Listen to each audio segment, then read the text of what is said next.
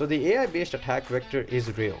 So through methods like the autonomous SOC and automating threat hunting sequences, we were able really to, if you will, fight fire with fire and have an autonomous response to an autonomous adversary. And that's where the future is going, right?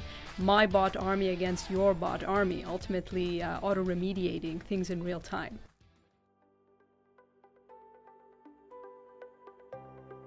Welcome to today's episode of Inside the Mesh. I'm Diego Ramirez, and today I have the pleasure of introducing Tala Iqbal, which is the Senior Director of the Cyber Intelligence Center, and Nisreen Chams, the AVP of Business Development at Bell Cyber. Welcome to the show, guys.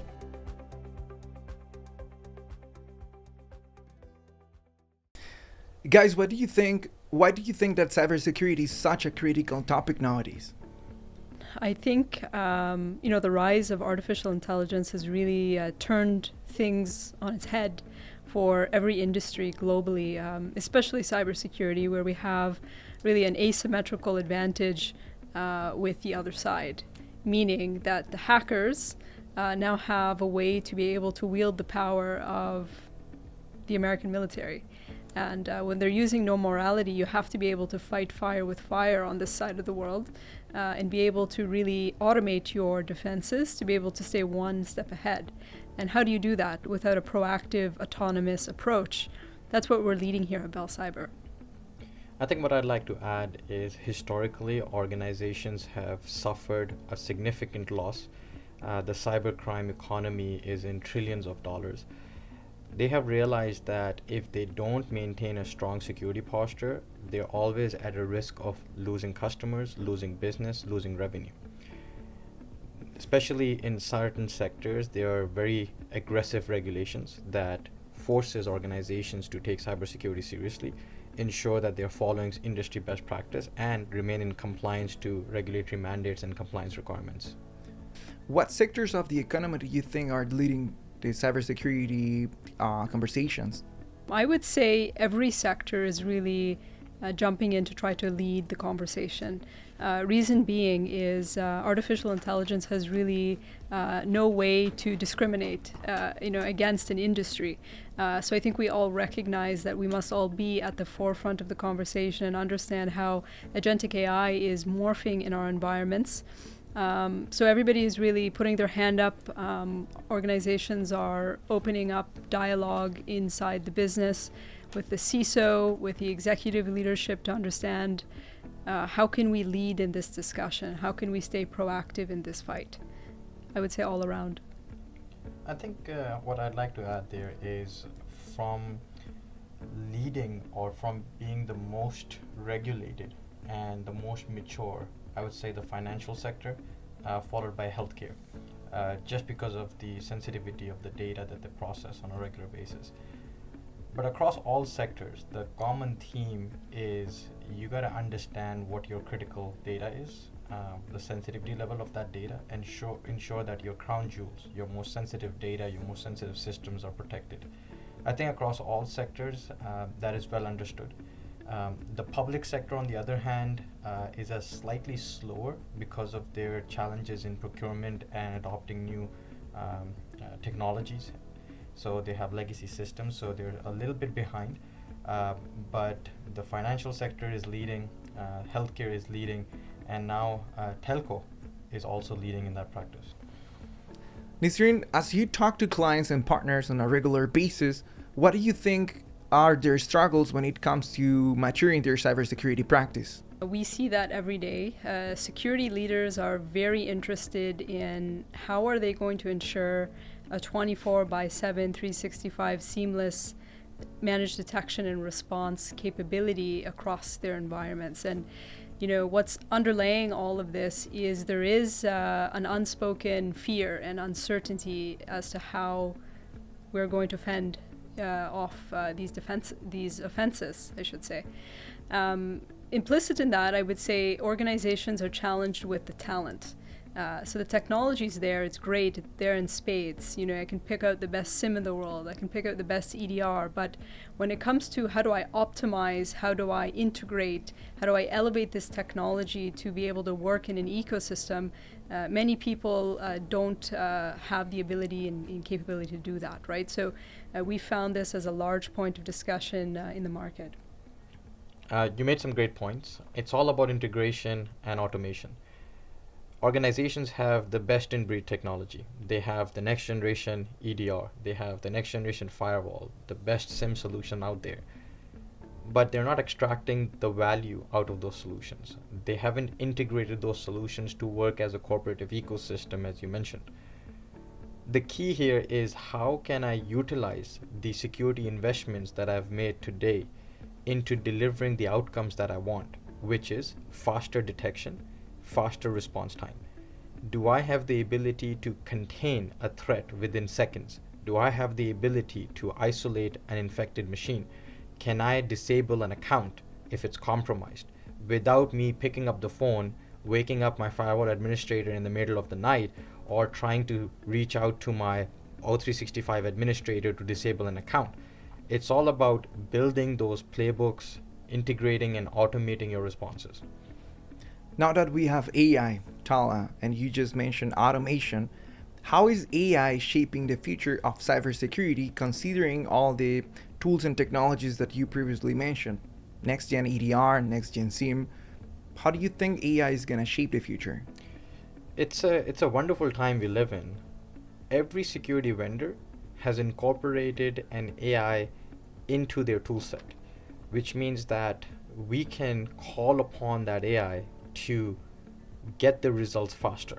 We can run automated queries, we can enhance the detection capabilities, we can find insights that would otherwise take an analyst a lot of manual effort to discover.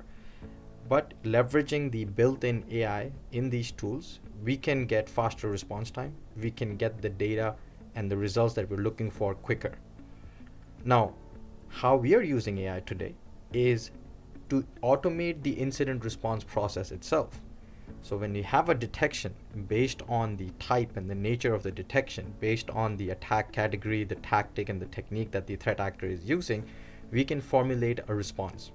Now, previously that response was formulated by an analyst sitting behind their system, looking at the data, and then defining a containment strategy.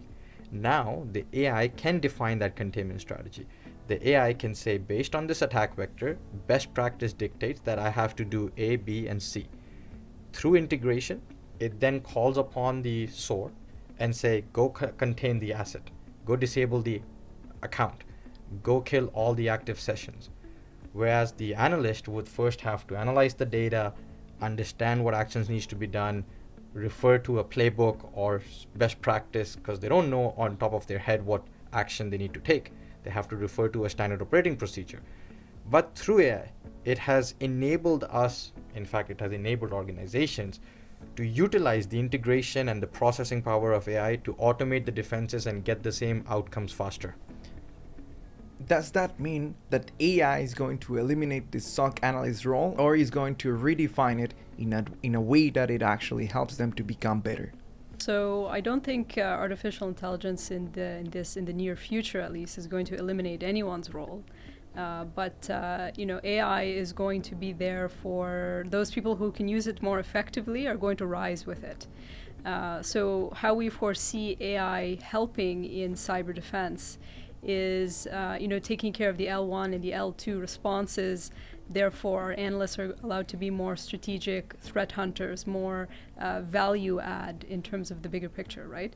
But to add to that, I think the bigger interest behind AI, aside from it being a big buzzword in the industry, is it's creating power asymmetries in the industry, right? So we see asymmetrical advantage from the hacker because they are able to use artificial intelligence in ways that are deceiving the best of us. So through methods like the autonomous SOC and automating threat hunting sequences, we were able really to, if you will, fight fire with fire and have an autonomous response to an autonomous adversary. And that's where the future is going, right? My bot army against your bot army, ultimately auto-remediating things in real time. So it's a very exciting time to be in this business, and we are going to be victorious on our side. So you mentioned something really important, and it's the fact that criminals are also leveraging AI to commit crimes, right? To prepare very complex cybersecurity attacks on companies and to craft emails to pretty much lure anyone to fall victim of a phishing attack or a social engineering attack. What are some of these lessons learned that some organizations need to be taking notes on in order to protect themselves for future incidents?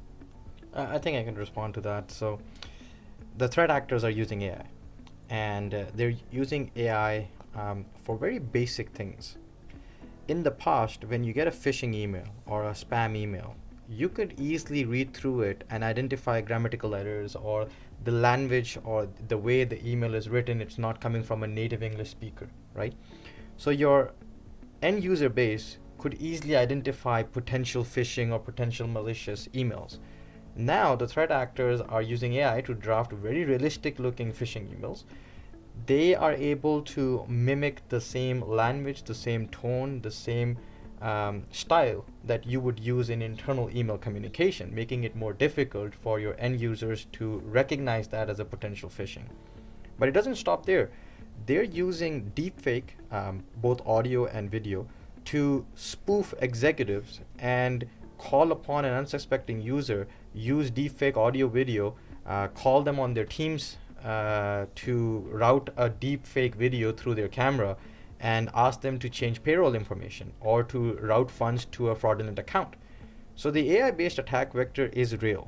And apart from just targeting the end user base based on social engineering attacks, recently we saw AI being utilized to write scripts on the go. So as the malware exfiltrated the system, it executed additional PowerShell scripts, which it was generating using AI LLMs, right? So it was calling upon an AI LLM and generating scripts to further exfiltrate data or conduct lateral movement in the network. So the AI threat is real. What we need to do is ensure that we move towards a zero trust strategy. When we move towards a zero trust strategy, it doesn't matter where the attack is originating from. It doesn't matter if it's a human-led hands-on keyboard attacker, if it's an AI-based automated script or an automated attack. As long as you have a zero trust strategy, you can be confident in your ability to protect against sophisticated attacks. If you had to predict one major shift in the cybersecurity strategies that companies across different sectors of the Canadian industries are implementing, from your experience, Nisreen, what would it be? Hands down, it has to be proactive defense. It is not the easiest form of defense, but it is the only way forward. You must be able to have so much data at your disposal, have AI parse and analyze that at scale, and be able to take intelligent decisions. Otherwise, you're unfortunately taking a knife to a gunfight. You're dead on arrival if you're not engaging in proactive defense mechanisms. Autonomous automation, that's the future. I think what I would say is moving from reactive to predictive and preventive security. And that's not coming from me, that's coming directly from Gartner. Gartner said that by 2030, organizations would move from reactive to preventive and predictive security. What that means is that you'll be able to stop an attack before it happens. You'll be able to predict, and it's all about reducing your attack surface. It's all about attack surface monitoring. It's all about threat modeling, right? So moving from reactive security to proactive, predictive, and preemptive security. I think the world would be a better place if you can predict what's going to happen tomorrow in terms of the risk, right? How can you accommodate to that risk, and how can you pretty much be successful and protect your assets and especially your critical infrastructure? That's where I would also agree to the fact that prediction is the key, right? You can only predict if you have tools like artificial intelligence, security orchestration, and automated responses strategies as well. And if you have the right people in place, because from my point of view, these can only be successful if the people behind it, they're configuring their rules according to the necessities of each industry of the economy, right? One of the challenges is also finding the right people. Without the right people, your ecosystem is incomplete. Today, there is a shortage of skilled professionals in cybersecurity. You'll find a lot of candidates who are looking for an entry-level role in cybersecurity, but what the industry wants are seasoned security professionals with 5 to 10 years of experience, and that's the space where we're lagging behind.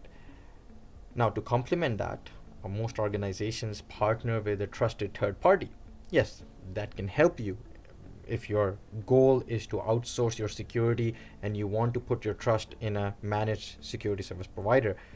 But organizations should empower their employees to pursue, learn, and focus on certifications, constant learning, and allow them and give them the resources to excel in their industry, in their career path.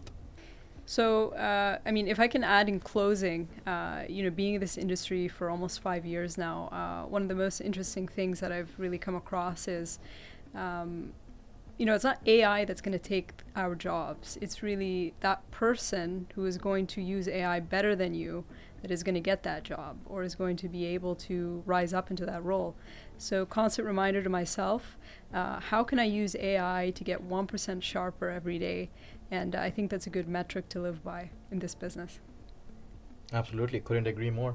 AI is an enabler. AI is a tool that you should know how to utilize. I'm surprised when people tell me they're not using ChatGPT, they're not using AI tools to their advantage. It is a core element, a core tool that everyone should be utilizing. It's for your own advantage. Be one with the AI. Absolutely. Thank you, Tala and Isrin, for joining us today. It was fantastic being here. Thank you for having us. Thank you for having us. It was wonderful. Thank you, everyone, and I'll see you next week on our next episode of Inside the Mesh.